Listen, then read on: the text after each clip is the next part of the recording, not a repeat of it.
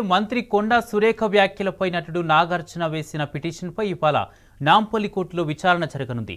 కొండా సురేఖ వ్యాఖ్యలపై నాగార్జున నిన్న పరువు నష్టం క్రిమినల్ కేసులు దాఖలు చేశారు.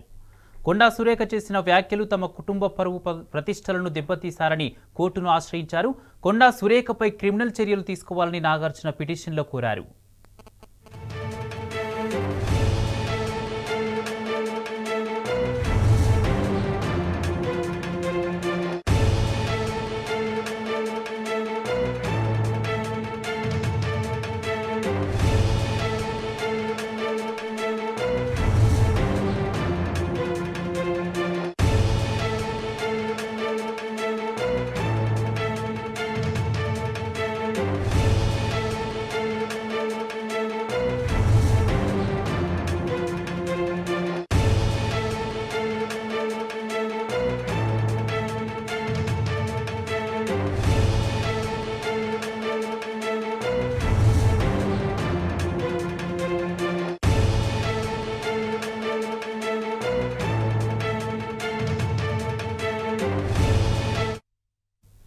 మంత్రి కొండా సురేఖ వ్యాఖ్యలపై నటుడు నాగార్జున వేసిన పిటిషన్పై ఇవాళ నాంపల్లి కోర్టులో విచారణ జరగనుంది. ఇదే అంశానికి సంబంధించి పూర్తి అప్డేట్స్ మా ప్రతినిధి భాస్కర్ అందజేస్తారు.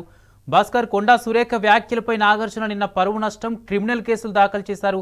అది ఇవాళ విచారణ చేరినట్టుగా తెలుస్తుంది. దీనికి సంబంధించి పూర్తి అప్డేట్స్ ఏంటి? నాగార్జున పిటిషన్ పై ఇవాళ నాంపల్లి కోర్టులో విచారణ కొనసాగనుంది. మంత్రి కొండా సురేఖపై హీరో నాగార్జున క్రిమినల్ పరువు నష్ట దావా పిటిషన్ కు సంబంధించినటువంటి విచారణ కొనసాగే అవకాశం కనిపిస్తోంది.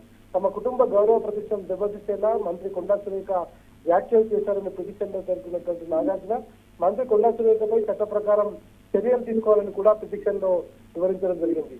తెలుగు సినిమా చరిత్రలో తన తండ్రి అక్కినేని నాగేశ్వరరావు పాత్ర ఎంతో కీలకమైన నాగార్జున తన తండ్రి వారసత్వాన్ని తాను తన కొడుకు కొనసాగిస్తున్నారని కూడా పిటిషన్ లో భావోద్వేగానికి లోనైనటువంటి పిటిషన్ ఆయన ఫైల్ చేశారు. తెలుగు, తమిళ, హిందీ సినిమాలలో అనేక చిత్రాలు నటించి అనేక అవార్డులు పొందామన్న నాగార్జున రాష్ట్ర జాతీయ అవార్డులు పొంది దేశవ్యాప్తంగా పేరు ప్రఖ్యాతులు కూడా సంపాదించామని ఈ సందర్భంగా ఆయన పిటిషన్ లో పేర్కొన్నారు. కేవలం సినిమా రంగానికే పరిమితం కాకుండా అనేక సామాజిక కార్యక్రమాలు కూడా తమ వంతుగా చేస్తున్నామని నాగార్జున పేర్కొంటూ తన భార్య అక్కినేని అమల కూడా బ్లూ క్రాస్ సొసైటీ పేరుతో జంతువులను సంరక్షిస్తుందని పిటిషన్ లో పేర్కొనడం జరిగింది. 2017లో తన కొడుకు నాగ చైతన్యకు సమంతతో వివాహం జరిగిందని 2021లో కొన్ని అనివార్య కారణాల వల్ల వ్యక్తిగత సమస్యల వలన పర్సనల్ ప్రాబ్లమ్స్ తోని వాళ్ళిద్దరూ విడిపోయారని ఇప్పుడు వారిద్దరూ గౌరవప్రదంగా ఎవరి జీవితాన్ని వాళ్ళు ఇండిపెండెంట్ గా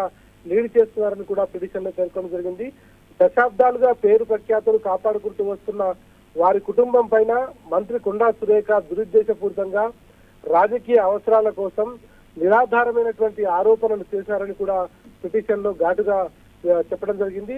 తమ కుటుంబంపై జరిగినటువంటి ఇష్యూకు సంబంధించి ప్రజల్లో అనేక తప్పుడు సంకేతాలు వెళ్లేటువంటి అవకాశం ఉంది కాబట్టి నిజానిజాలు తెలుసుకోకుండా తమ పరువుకు నష్టం కలిగించిన మంత్రి కొండా సురేఖపై క్రిమినల్ చర్యలు తీసుకోవాలని పిటిషన్ లో చాలా స్పష్టంగా పేర్కొనడం జరిగింది. నిన్న మధ్యాహ్నం నాంపల్లి కోర్టులో ఈ పిటిషన్ దాఖలు చేసిన తర్వాత సాయంత్రం 5 గంటలకు పిటిషన్ అడ్మిట్ అయింది.